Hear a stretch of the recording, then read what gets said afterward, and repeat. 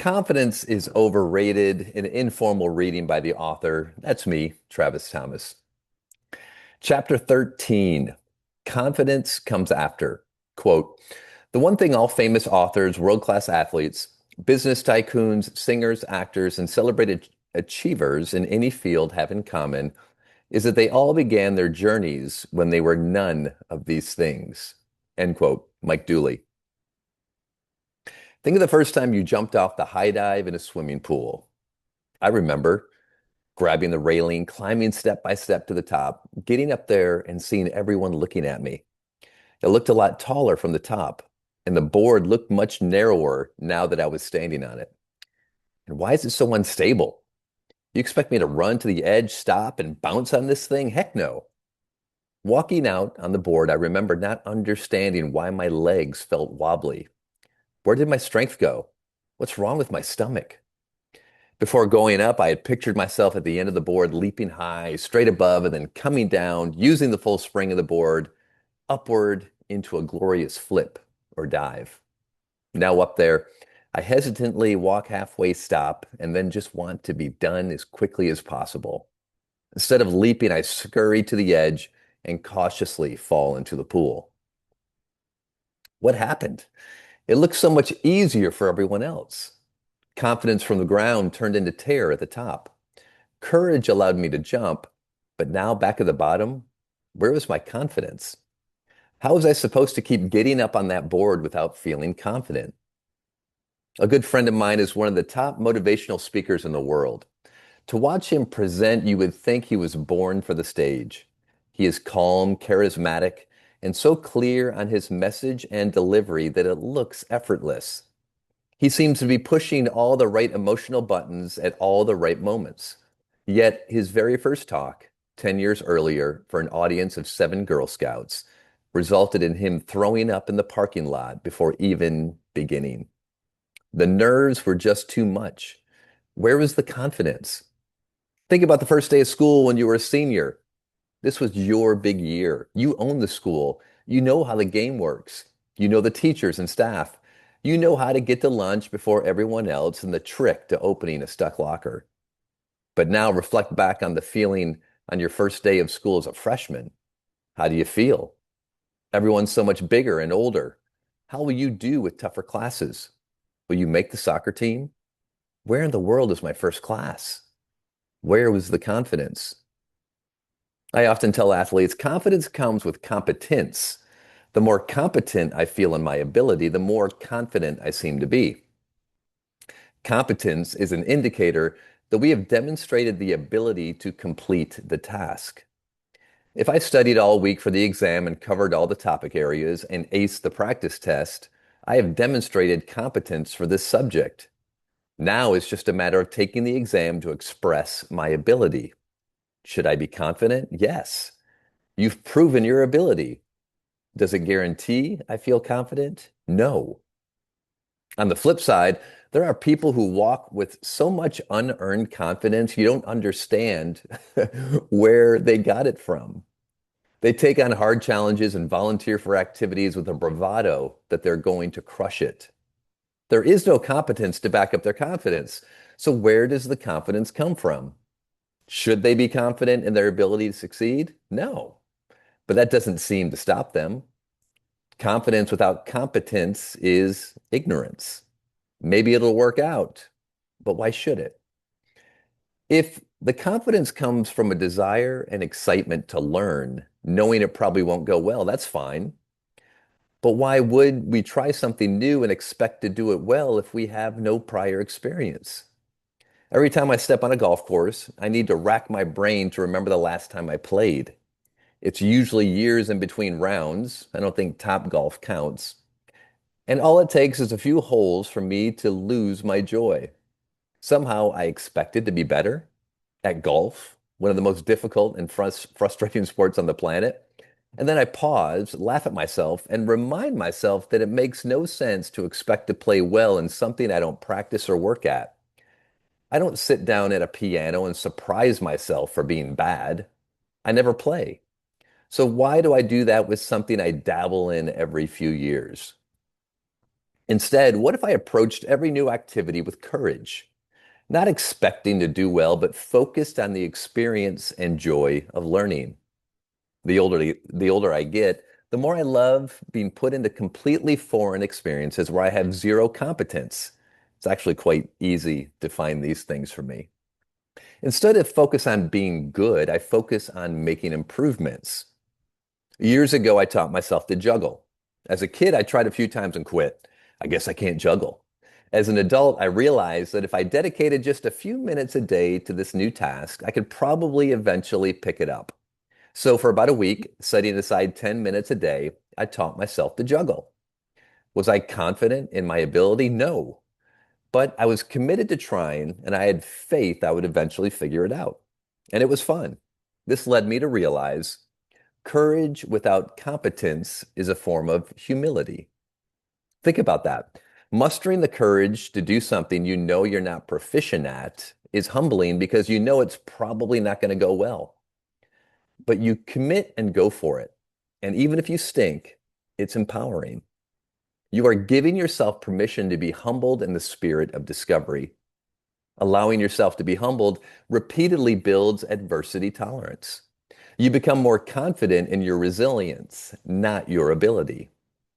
Trusting myself to keep going, trying, and problem solving when I am not good is so much more valuable than having confidence in my current ability.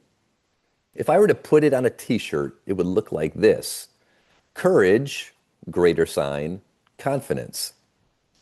Again, further proof of how confidence is overrated. Often during my corporate keynote events, I'll announce to everyone that we're having a singing contest. The whole point of this is to freak people out and get them distracted by their beliefs and emotions. I tell them I will be picking a few people who must come up on stage and sing in front of everyone, and then we will vote on who is the best. Yes, this is a terrifying situation for everyone in the audience. I'm not actually going to make anyone sing, but they don't know that. And occasionally I'll ask, does anyone want to volunteer? And if you can believe it, there's always one or two people who do. At one of my talks in Dallas, I asked for volunteers, and in a sea of 900 people, saw one lonely hand extend into the sky. I invited the woman to the stage, and in front of the entire company, all of her peers, she belted out her best Whitney Houston rendition. It was awful. She was awful. Not a singer at all. But guess what? She committed to it and didn't hold back. In the audience, her team of coworkers stood and cheered her on, and 24 people standing in support turned into a standing ovation of 900. Was she confident? It looked like it. Was she competent? Heck no. But boy, was she courageous. It brings us back to the quote I've mentioned numerous times before: feelings don't predict performance. I have worked with so many talented and competent athletes and performers who should never doubt their ability for a moment, but they do. No matter how much they succeed, they never find the confidence that brings them peace.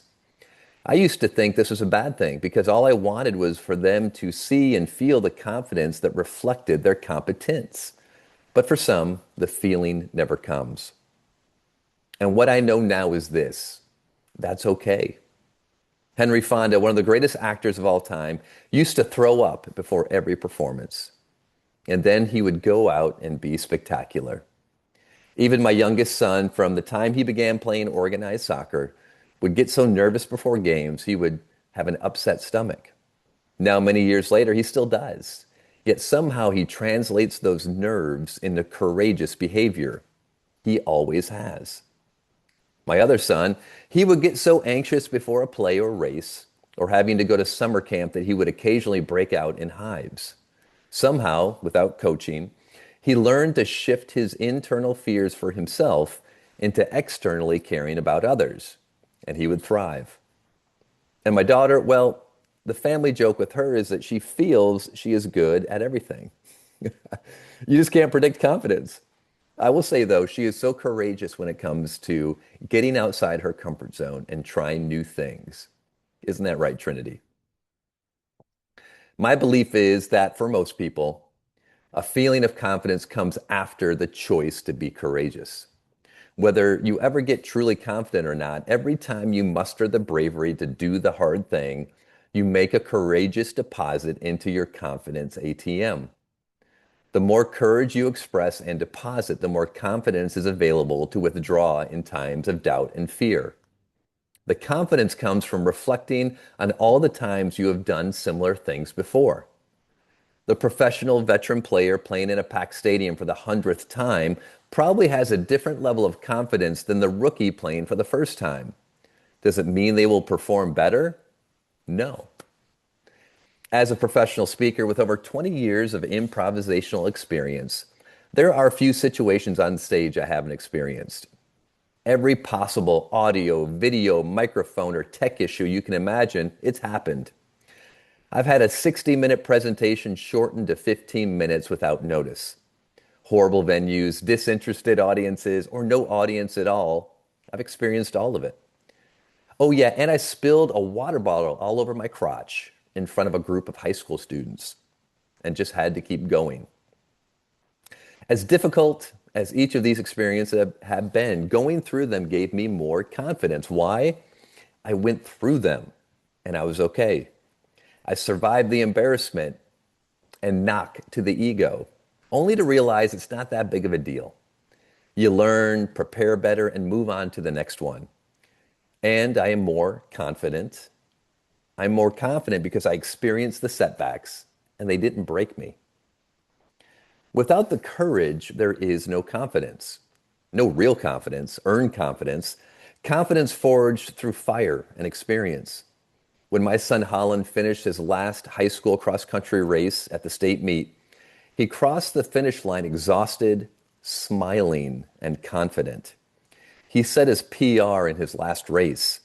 Yet on the same course, 2 years earlier, he collapsed 10 yards from the finish line, crawling, stumbling, and falling as dozens of runners passed him before he finally crossed. He was exhausted, inconsolable, and defeated. He felt he had let the whole team down. It was brutally painful and humbling to go through, but it was one of the greatest classrooms for his learning. It took courage to push himself to his physical limit, even if he came up short. He learned and grew as a person and a runner, and 2 years later, he got to sprint past that old memory of himself. Confidence comes after courage. Here are your reflection questions for chapter 13. There's 3 of them. Number 1, what is something you would try if you had more confidence?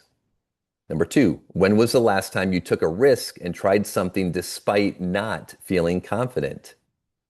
Question 3, what does courage look like for you today? There you have it. That's chapter 13. I'll see you soon for chapter 14.